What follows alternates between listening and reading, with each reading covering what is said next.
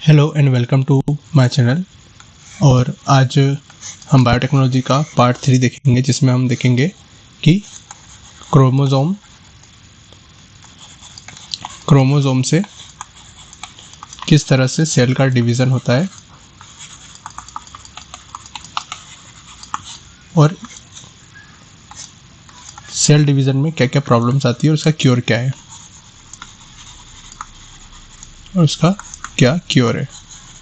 और इसी में हम सेल रिप्रोडक्शन भी देखेंगे।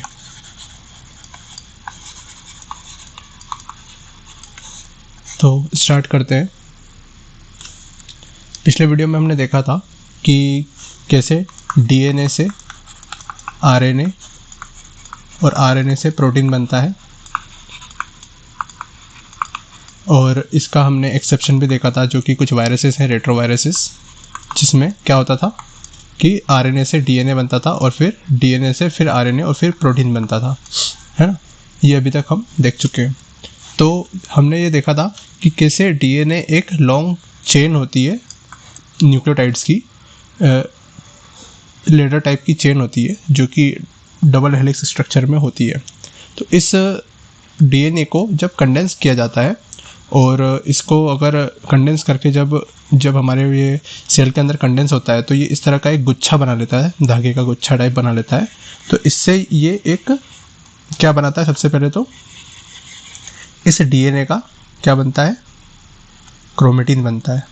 कैसे बनता है ये डीएनए, जब कंडेंस होकर एक पतली थ्रेड के रूप में आ जाता है तो वो क्रोमेटिन बन जाता है, और वो क्रोमेटिन जब और ज़्यादा कंडेंस होता है तो वो क्या बन जाता है, क्रोमोसोम का रूप ले लेता है। तो वो एक क्रोमोसोम बन जाता है। तो ये क्रोमोसोम कहाँ होता है, हमारे सेल के अंदर होता है। ये इस प्रकार का कुछ दिखाई देता है। अब ये क्रोमोसोम क्यों इम्पोर्टेंट है, ये हम इसमें देखेंगे। हम देख सकते हैं कि हर स्पीशीज़ में कुछ अलग अलग क्वांटिटी पे क्रोमोसोम होते हैं। जैसे कि ह्यूमंस में 46 पेयर्स ऑफ क्रोमोसोम होते हैं, 46 क्रोमोसोम होते हैं, 23 पेयर होते हैं, टोटल 46 क्रोमोसोम होते हैं, है ना। उसी तरह चिंपैंजी में 48 क्रोमोसोम होते हैं टोटल, और डॉग के अंदर 78 क्रोमोसोम्स होते हैं। तो अलग अलग स्पीशीज़ में अलग अलग क्वांटिटी होती है क्रोमोसोम्स की। तो आज हम स्टडी करेंगे ह्यूमंस के क्रोमोसोम और उसके डिवीज़न के ऊपर। तो ये जो क्रोमोसोम है ह्यूमन सेल के अंदर, ये सबसे इम्पोर्टेंट रोल प्ले करता है। जैसा कि मैंने बताया था, डीएनए जो होता है, हम स्टार्टिंग लेक्चर में देखा था, डीएनए क्या करता है, सारी जो इन्फॉर्मेशन है किसी भी सेल के अंदर, वो सारी इन्फॉर्मेशन कौन कैरी करता है, डीएनए कैरी करता है। और ये डीएनए कहाँ होता है, क्रोमोसोम के अंदर होता है। अब इस सेल को क्या होगा, ये सेल जब डिवीज़न करेगा, रिप्रोडक्शन करेगा, तो क्या करेगा, ये डीएनए को कैरी ऑन करेगा, आगे पास करेगा। तो इसमें दो प्रोसेस होती है, एक होती है माइटोसिस और एक होती है मियोसिस। तो माइटोसिस की प्रोसेस जो होती है वो हमारी बॉडी के अंदर लगातार हो रही होती है, चल रही होती है, जब तक कि हम बूढ़े नहीं हो जाते, जब तक कि हम मर नहीं जाते। ये प्रोसेस हमारी बॉडी में चल रही होती है। जैसे कि ये एक नॉर्मल सेल है जिसके अंदर 46 क्रोमोसोम है ना, 23 पेयर्स हैं। तो अब ये क्या करेगा, ये क्रोमोसोम क्या करेंगे, डिवीज़न होगा इसका, और ये दो सेल बन जाएंगे इसके। और यहाँ पर ये सेल डिवीज़न होकर क्या करेंगे, दो डॉटर सेल बनेंगे इस एक मदर सेल से। इस एक मदर सेल से दो डॉटर सेल बनेंगे, और इसके अंदर अगर यहाँ पर 46 क्रोमोसोम्स अवेलेबल रहेंगे, 23 पेयर रहेंगे, यहाँ पर 46 क्रोमोसोम्स अगर बनते हैं इन डॉटर सेल्स में, तो ये क्या कहलाता है, ये एक डाइपोलाइट सेल कहलाता है। और अगर यही जो सेल है, अगर आगे जाकर जब इसमें फर्दर डिवीज़न होगा, और ये जो सेल यहाँ पर बना है, ये डॉटर सेल जो बनी है, ये आगे जाके क्या होगा, और फर्दर डिवीज़न होगा इसका। और ये जब अगर सिंगल क्रोमोसोम के रूप में अगर आगे ये ट्रांसफ़र होता है, और यहाँ पर सिर्फ 23 सेल्स की क्रोमोसोम्स के क्रोमोसोम्स आते हैं, और पेयरिंग नहीं होती क्रोमोसोम्स की, तो ये क्या कहलाता है, हैप्लॉइड सेल्स कहलाते हैं। हैप्लॉइड सेल्स कहलाते हैं। तो अब ये हैप्लॉइड और डैप्लॉइड सेल्स क्या होते हैं, ये हम देखते हैं। डैप्लॉइड सेल्स तो कौन से सेल होते हैं, जो कि हमारे सोमेटिक सेल, जो डैप्लॉइड सेल्स होते हैं वो सोमेटिक सेल्स होते हैं हमारी बॉडी के अंदर, जिसके अंदर 46 क्रोमोसोम होते हैं। कितने होते हैं, 46। ये पूरी पेयरिंग इसके अंदर हो जाती है। तो ये जो पेयरिंग वाले जो सेल्स हैं ना, ये हमारी बॉडी के अंदर लगातार क्या होते हैं, ये रेप्लिकेट होते रहते हैं, और इसके लिए कोई भी सेक्सुअल रिप्रोडक्शन की ज़रूरत नहीं पड़ती है ना, सेक्सुअल रिप्रोडक्शन की ज़रूरत नहीं पड़ती है। पर ये जो हैप्लॉइड सेल्स हैं, इनको क्या होता है, इनको अगर फर्दर ट्रांसफ़र होना है, यानी फर्दर अगर इसको ग्रो करना है, तो इनको क्या लगेगा कि ये जो एक हैप्लॉइड सेल है, इसको एक अनदर हैप्लॉइड सेल लगेगा, और अगर ये मेल का हैप्लॉइड सेल है तो इसके साथ एक फीमेल का हैप्लॉइड सेल क्या होगा, फ्यूज़ होगा, और इन दोनों के जो न्यूक्लियस हैं, जिसके अंदर इसके अंदर 23 क्रोमोसोम है और इसके अंदर 23 क्रोमोसोम है, ये दोनों फ्यूज़ होकर क्या बनाएंगे, एक एम्ब्रियो बनाएंगे, जाइगोट बनाएंगे, एम्ब्रियो या जाइगोट बनाएंगे, और फिर वो क्या करेगा, वो फिर ग्रो करेगा, फिर उसके अंदर ग्रोथ होगी। तो ये हैप्लॉइड सेल्स क्या होते हैं, ये सेक्सुअल रिप्रोडक्शन, यानी कि ये गेमेट्स कहलाते हैं। हैप्लॉइड्स क्या होते हैं, असल में गेमेट्स होते हैं, जिसके अंदर 23 क्रोमोसोम्स होते हैं, जो दूसरे 23 क्रोमोसोम वाले सेल के साथ मिलकर क्या करते हैं, सेक्सुअल रिप्रोडक्शन के थ्रू गेमेट का फॉर्मेशन करते हैं, एम्ब्रियो का फॉर्मेशन करते हैं, और फिर एक नया ऑफस्प्रिंग बनाते हैं। ओके, तो अब ये ऑफस्प्रिंग बनाने का, यानी कि फर्टिलाइजेशन का प्रोसेस किस तरह होता है, कि जो ह्यूमन बॉडी के अंदर क्या होता है, फीमेल के अंदर जो एग होता है और मेल के अंदर जो स्पर्म होता है, उसके अंदर क्या होता है, एक यहाँ पर सिंगल न्यूक्लियस होता है, जिसके अंदर 23 क्रोमोसोम होते हैं, और यहाँ पर जो फीमेल का एग है, जो ये एग वाला जो सेल है, इसके अंदर कितने, यहाँ पर भी 23 क्रोमोसोम वाला एक सिंगल सेल यहाँ पर न्यूक्लियस है।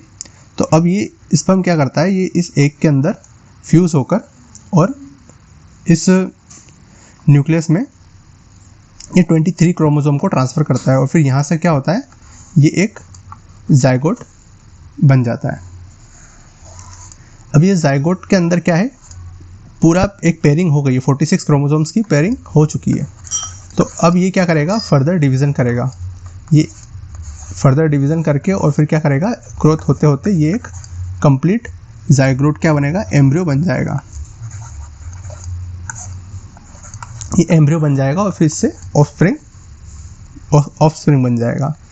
तो अब अगर ये जो जाइगोट है, इसमें क्या होता है, हमने देखा कि यहाँ पर क्या है कि जो मेल में से जो न्यूक्लियस आ रहा है और जो फीमेल का जो एग है, फीमेल की एग में लगभग सारे कंपोनेंट्स होते हैं एक सेल के, जैसे कि न्यूक्लियस हो गया, उसके 23 क्रोमोसोम्स हो गए, और इसके अंदर रफ एंडोप्लाज्मिक रेटिकुलम और smooth endoplasmic reticulum, Golgi apparatus, और यहाँ पर माइटोकॉन्ड्रिया भी सब क्या फीमेल के एग के अंदर होता है। और मेल का जो न्यूक्लियस है, वहाँ से क्या मिल रहा है जाइगोट को, वहाँ से सिर्फ जो 23 क्रोमोसोम और सेंट्रियोल्स इसको मिलते हैं। तो सेंट्रियोल्स और 23 क्रोमोसोम्स के अलावा बाकी सारी चीज़ें कहाँ से आ रही है, फीमेल के एग से आ रही है। पर अगर इसमें एक प्रॉब्लम होती है कि कई बार जो फीमेल का माइटोकॉन्ड्रिया है, इसमें कुछ डिफेक्ट्स होते हैं। तो उस डिफेक्ट्स के कारण क्या होता है कि जो एटीपी फॉर्मेशन हमने पढ़ा था, जो कि माइटोकॉन्ड्रिया के अंदर होता है, वो माइटोकॉन्ड्रिया का एटीपी फॉर्मेशन